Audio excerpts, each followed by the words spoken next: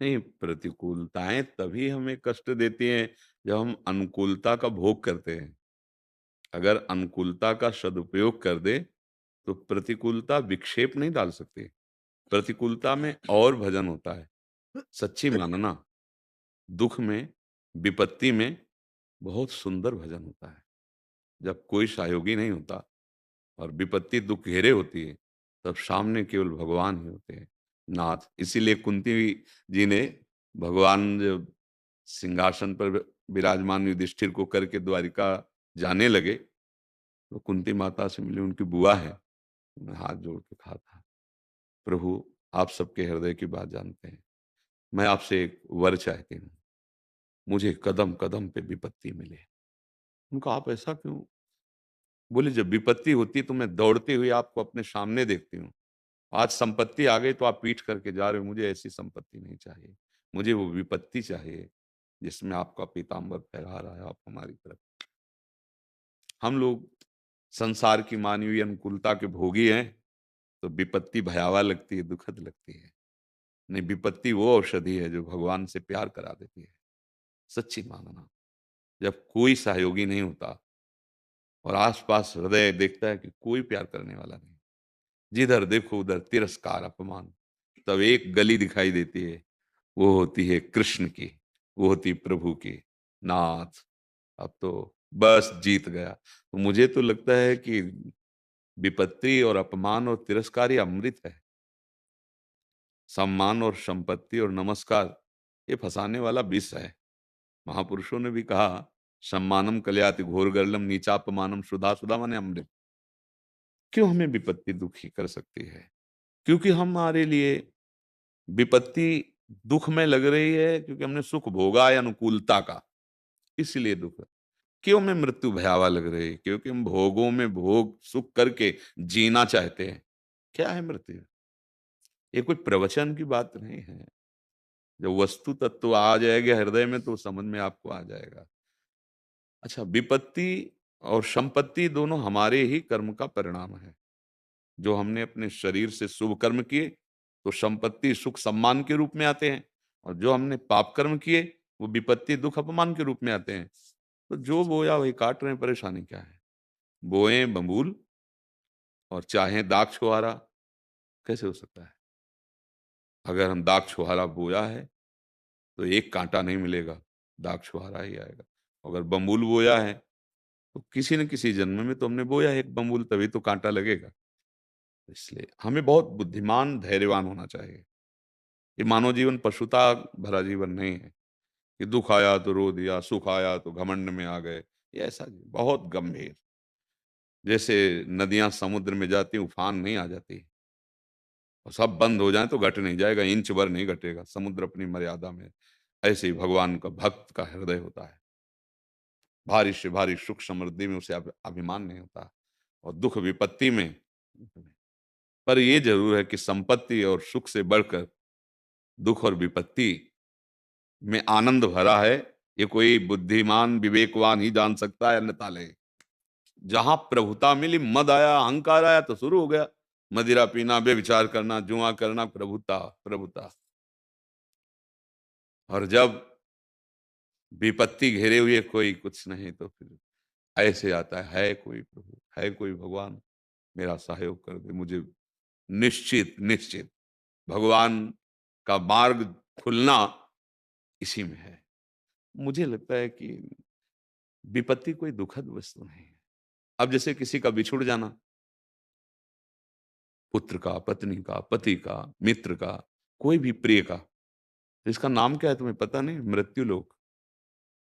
सुना नहीं किस लोक के में तुम्हारा जन्म हुआ है? मृत्यु लोक। मृत्यु माने मरना, इसमें सबको मरना ही पड़ेगा। जब जितनी आयु मरना पड़ेगा, तो शोक काहे को करते हो? जो जन्मा है वो शरीर मरेगा। तुम्हारा कभी मरण हो नहीं सकता, तुम अपने को जान नहीं पा रहे, इसलिए दुख नाम की कोई चीज नहीं, सच्ची समझ लेना। हम दुख मानते हैं, कल्पनात्मक हमें दुख प्राप्त होता है, क्योंकि हमने कल्पनात्मक सुख मान लिया ना। ये सब कल्पनात्मक ही तो है। विचार कीजिए, मुझे मेरा ब्याह हो जाए, मैं सुखी हो जाऊंगा, तो आप देख लो। मुझे ये पद मिल जाए, तो उनको देख लो, पूछो। यहाँ तो भगवत कृपा से सब जनों से संभाषण होता है ना। जब एक्स-रा होता है तब पता चलता है कि बहुत ठीक हो, जो तुम्हें वैभव नहीं मिला है, बहुत ठीक हो। नहीं तो जो आप ऐसे पर्चा रखते हैं ना अपने हृदय का, तब लगता है ओहो! मतलब ये काम बना सकते थे इस पद में बैठकर भगवान के साक्षी वृत्ति से धर्मपूर्वक, तो यही इनको भगवत प्राप्ति के मारा तो चौपट कर दिया। अब आप संसार के समाचार सुनते हो कि खुद देख लो संसार में। हे! ये सुख-दुःख भ्रमात्मक है, इस पर मत फँसो। भगवान के चिंतन में फ़र्क मत आने दो। बोलो कौन-सी विपत्ति तुम्हें परेशान करती है? माना हुआ सुख, मानी हुई मान्यता उस पे ठेस पहुँची वही विपत्ति है। ये मरेगा आज नहीं तो कल निश्चित इसका समय है। जितने शरीर हैं सब छूटेंगे। यार क्या इस पे शोक करना है? जितने दिन हमारा जीवन है हम राधा-राधा कह के जिएँगे। हमारे कर्मानुसार जो अच्छा या बुरा हमारे सामने पेश किया जाता है, हम कला सीखेंगे, ना अच्छे में फँसे ना बुरे में निकल जाएँ। बिल्कुल मुझे तो ऐसा लगता है कि बड़ी कृपा है भगवान ने हमें पग-पग पर विपत्ति दी। सच्ची मानना अंतिम निर्णय तुम्हें बता रहा हूँ।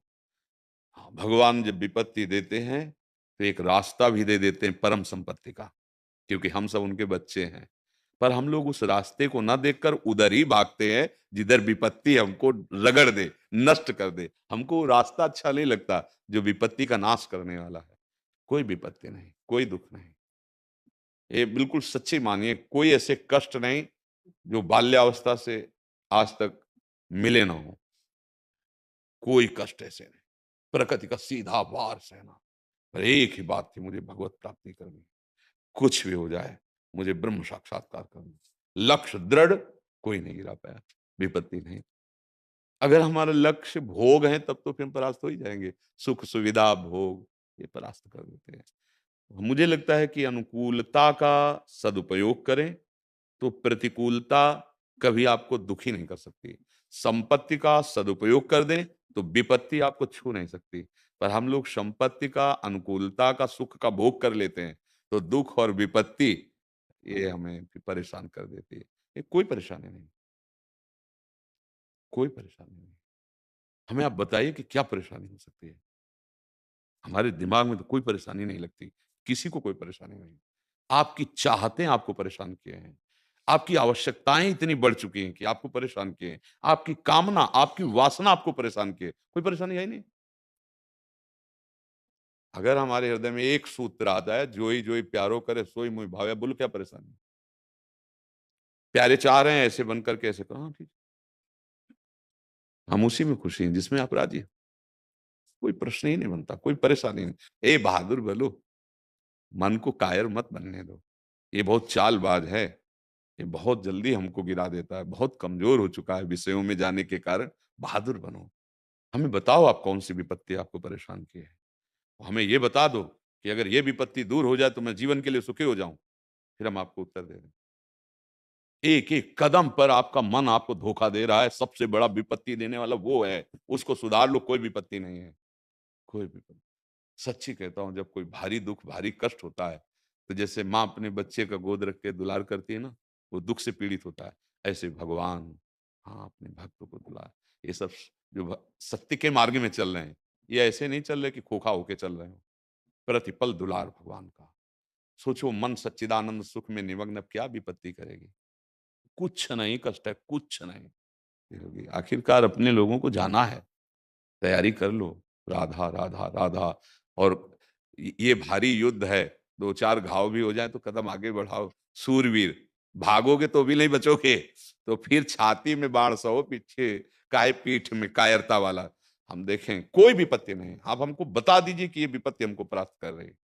अज्ञान के सिवा और मन की विषय भोग प्रीताओं के सिवा कोई हमें विपत्ति बताइए कि आपको परास्त कर देगी। यही परास्त कर रही है। बड़े-बड़ों को धूल-धूसरित कर रही है।